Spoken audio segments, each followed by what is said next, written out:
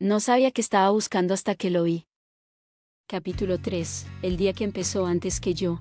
La lluvia comenzó entrada la noche, cuando yo ya llevaba un buen rato con los ojos cerrados intentando convencer al sueño de que me encontrara. Pero el sueño no venía. No era insomnio, era otra cosa. Cada vez que cerraba los ojos veía lo mismo. Un muro gris, un murmullo lejano de voces que no distinguía. Y entre todo eso unos ojos verdes que no sabía olvidar. No era un recuerdo, era un eco que volvía y volvía como si alguien llamara desde muy adentro. Debí dormirme a medias porque lo que vino después no era de todo sueño ni del todo vigilia.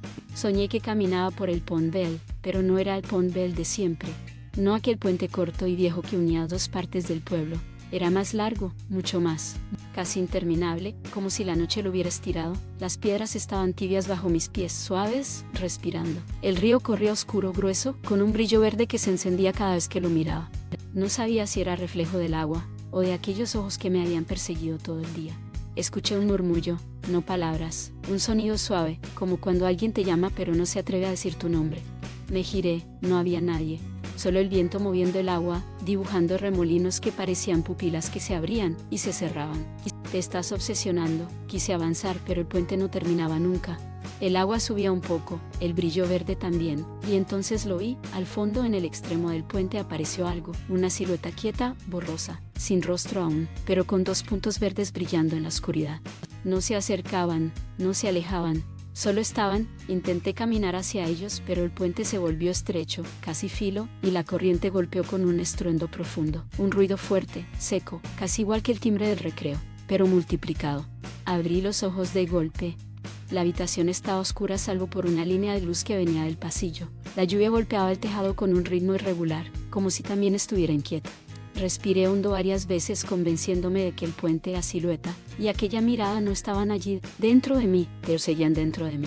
Estás jodido, me dormí otra vez sin descanso, no sé si dormí media hora, 3 o ninguna, pero sí sé esto, esa noche algo empezó. Algo pequeño, algo que uno no sabe nombrar a los 11 años, pero que muchos años después reconoce al instante. Me desperté antes de que sonara el despertador, como si el sueño no hubiera querido irse del todo. El cuarto estaba frío, húmedo. Por un segundo no supe si seguía sobre el puente del sueño o en mi cama. La casa tenía ese silencio previo a la actividad. Lo conocía bien, el roce de la cuchara de mi madre. Los pasos que no querían despertar a nadie, un cajón abriéndose y cerrándose al fondo, donde mi hermana buscaba algo que solo ella entendía. El olor a tostadas comenzaba a deslizarse por el pasillo. Me vestí despacio, no quería mirarme en el espejo, tenía miedo de encontrar algo en mis ojos que no debía estar allí. No eres el mismo que ayer. En la cocina la luz amarillenta se reflejaba en los azulejos, creando ese brillo humilde que siempre me había parecido seguro. Mi madre me puso el desayuno delante sin mirarme del todo, como si su intuición, esa brújula silenciosa que tienen las madres, hubiera detectado algo que ni yo mismo entendía. Hoy refresca, dijo mientras dejaba el cuchillo sobre la tabla. Ponte la chaqueta buena, la de los botones grandes. Asentí sin pensar, ella siempre hablaba del frío cuando quería evitar otros temas. Era su manera de no abrir cajones que daban miedo, de no encender preguntas cuyas respuestas quizá no sabríamos sostener. Mi hermana pareció medio despeinada con el uniforme abrochado solo en 2 botones, y esa seguridad natural que yo aún no sabía fabricar. Su pelo, siempre rebelde, estaba húmedo por la lluvia aunque hubiera salido solo hasta el rellano por no sé qué. Te vi entrar en sueños, dijo sin tono de misterio ni intención de hacerme daño. Como si llegaras tarde a algo. Llegar tarde se me da bien, respondí. Ella sonrió con la boca, no con los ojos. Pues espabila, la Edelweiss no espera a nadie. Se colgó la mochila y salió por delante como hacía siempre. No necesitaba mirar si yo la seguía, daba por hecho que su hermano pequeño iría detrás. Mi madre me acompañó hasta la puerta. No te preocupes por encajar, dijo, eso viene solo. Sabía que estaba mintiendo, lo supe entonces y lo sé hoy. Encajar no viene solo, nunca viene solo, pero asentí de todos modos. Salí a la calle. La lluvia fina seguía cayendo con indecisión, como si el cielo dudara entre soltarlo todo o aguantar un poco más. Mis zapatillas se mojaron en el primer charco, y el frío me subió por los tobillos.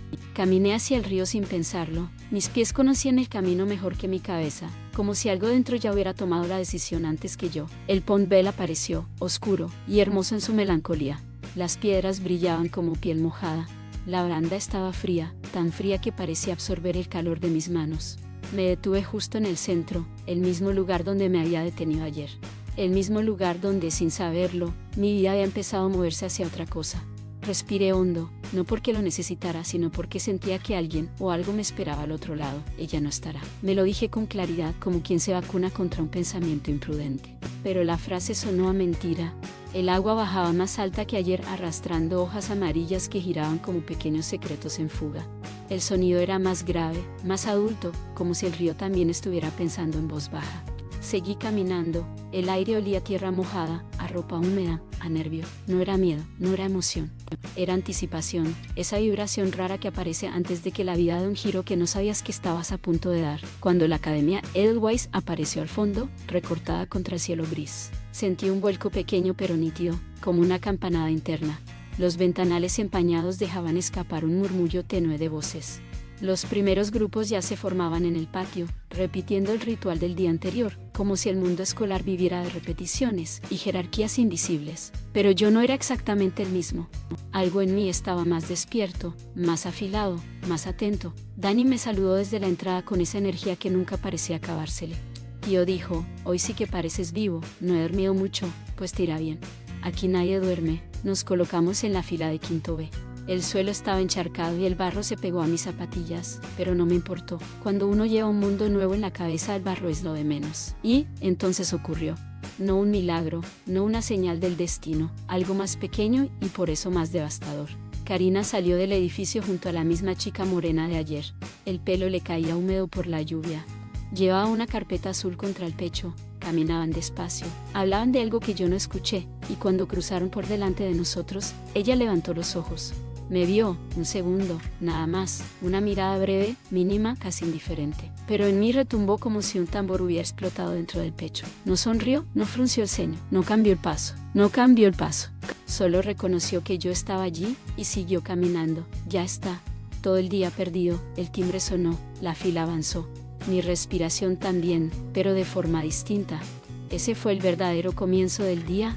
La primera hora de clase olía a chaquetas mojadas, tiza húmeda y ese nervio antiguo que traen los días de lluvia a los colegios. Entré detrás de Dani, intentando que el ruido del pasillo no me atravesara tanto. El aula parecía más pequeña que ayer, quizá porque yo estaba más lleno por dentro.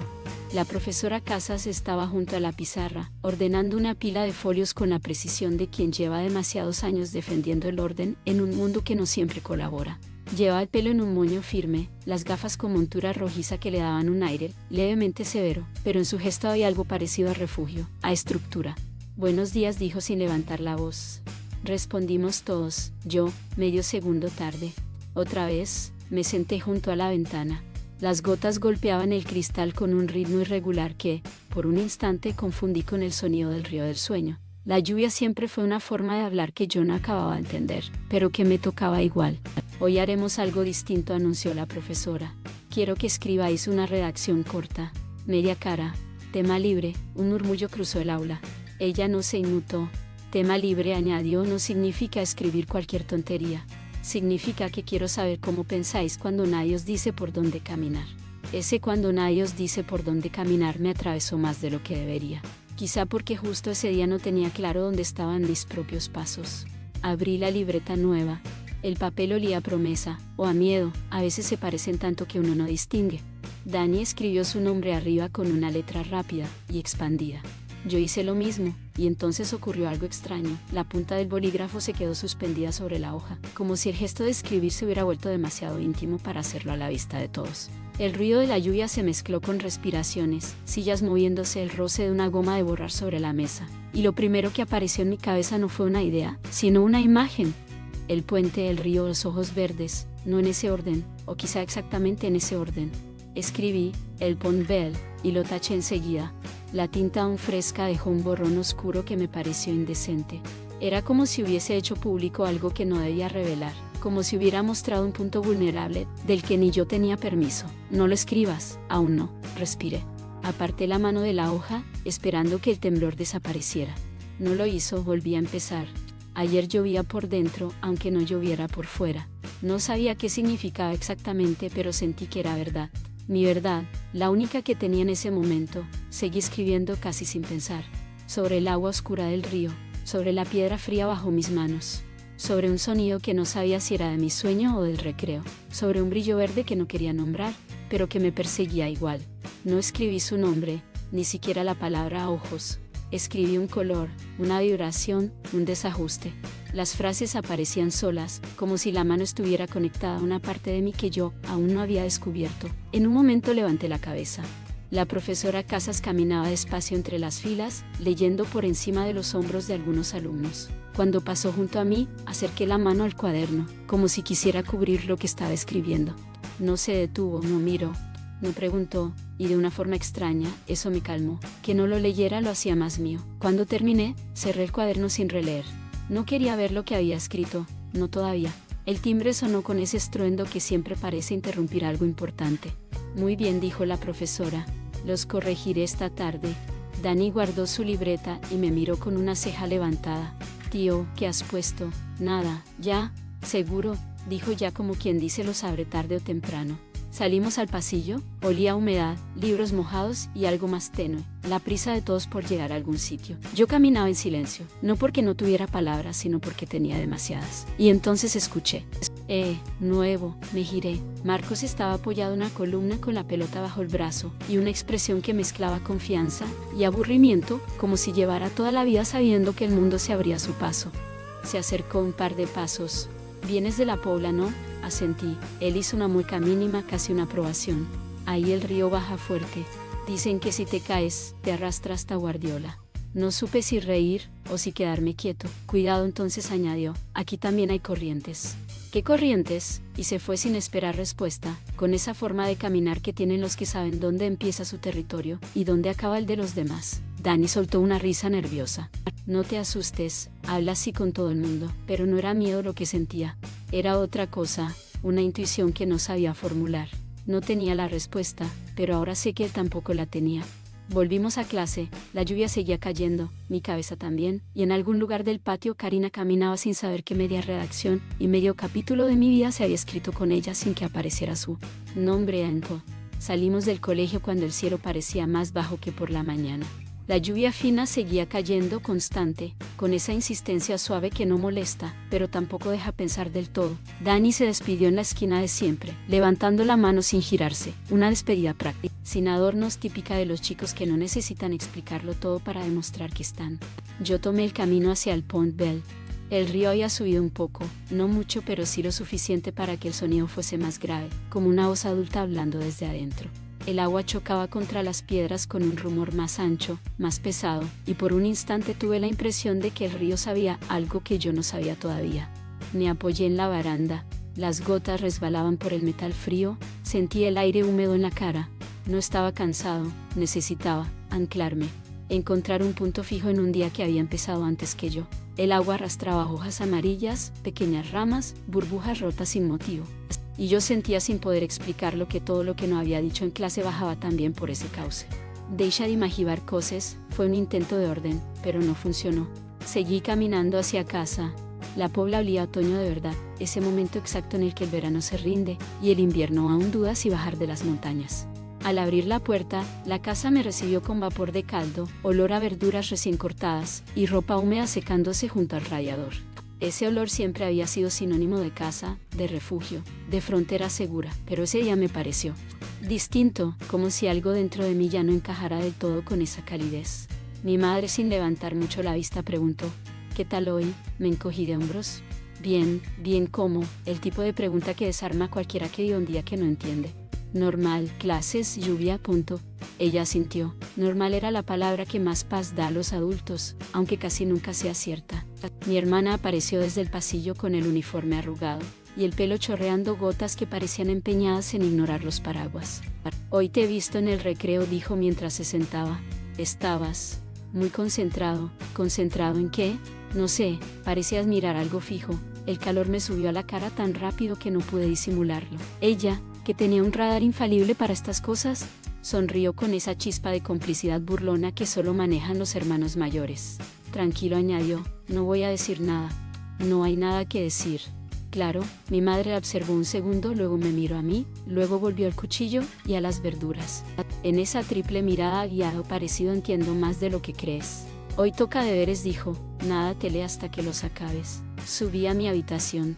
La casa sonaba a lluvia, a cucharas chocando en tazas, a rayados respirando. Saqué la libreta de la redacción y la dejé boca abajo en la mesa, como si así evitara que el texto me mirara, antes de que yo lo mirara antes, de que yo lo mirara a él. Me tumbé en la cama unos segundos. El silencio estaba lleno de algo nuevo, vibrante, inquieto, un hueco que no había sentido antes. Cerré los ojos, y allí, en la oscuridad volvió el mismo verde. No eran ojos perfectos ni de película ni de promesa. Eran simplemente eso, un brillo que no pedía permiso para quedarse. Recordé la primera frase de mi redacción. Ayer llovía por dentro aunque no lloviera por fuera.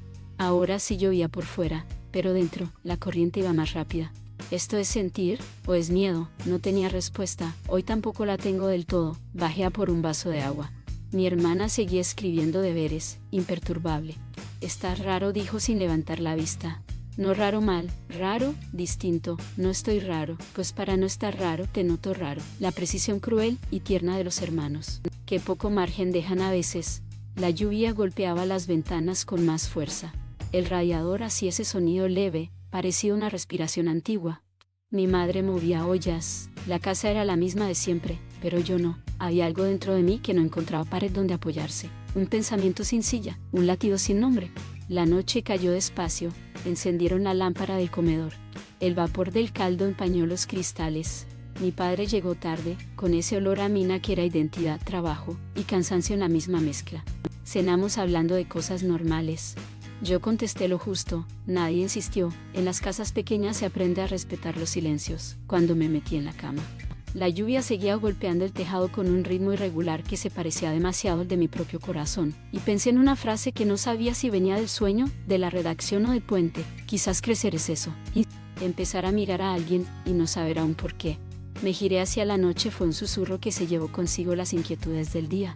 La lluvia, ahora un canto lejano, se deslizaba por la ventana, dejando un eco de pensamientos que aún reverberaban en la mente. Un instante de reflexión, un pequeño paréntesis en el torbellino emocional, precedió al silencio que envolvía la habitación. El aire cargado de promesas y temores se asentó, y en esa calma, una nueva realidad comenzaba a tomar forma. Afuera, la oscuridad se extendía como un manto que invitaba a la introspección, un espacio donde lo desconocido y lo familiar se entrelazaban. En el interior, la sensación de estar al borde de algo mayor, quizás una transformación, palpitaba en cada rincón.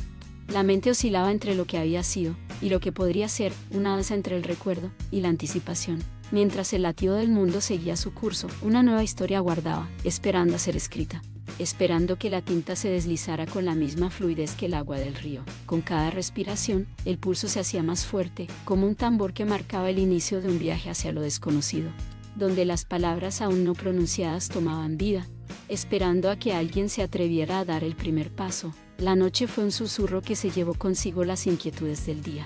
La lluvia, ahora un canto lejano, se deslizaba por la ventana, dejando un eco de pensamientos que aún reverberaban en la mente.